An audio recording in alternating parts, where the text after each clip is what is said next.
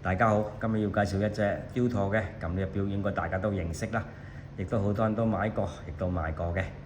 76213啦，嗱見到個型號啦，一個就金鋼嘅36mm 錶徑，一個就18K 嘅9瓦圈啦，咁亦都係呢邊個就翻新過嘅，所以就個圈你睇零立立嘅，完全好似新錶一模一樣。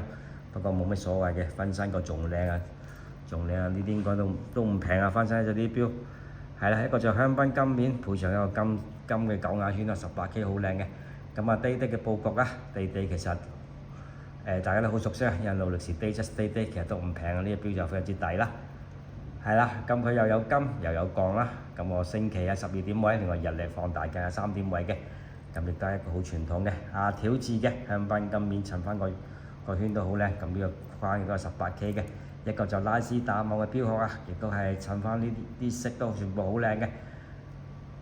係啦，咁條字啦，係啦，咁經典嘅設計，配上一個就珠帶啦，雕陀係珠帶，不過呢個就10幾年錶帶啦，咁狀態都尚可啦。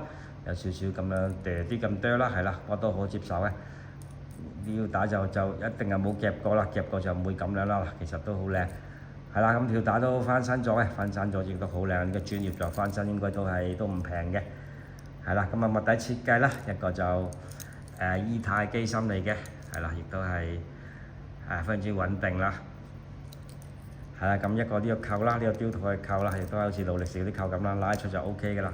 好簡單，咁我呢度就較入啲就緊啲啦，有好多格可以較嘅，所以就一啲好傳統嘅設計，亦都係非常之受歡迎啊！咁係啦，就係咁樣咯。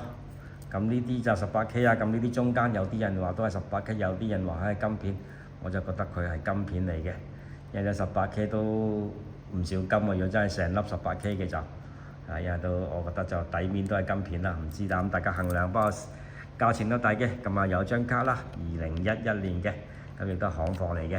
咁呢錶其實上年就買好多，今年有啲貨少啊。咁樣咁靚嘅錶亦都係好難得啦。係啦，咁今日有一隻啦，咁就13000蚊，有張卡嘅，2011年嘅行貨，上俾你睇一睇先。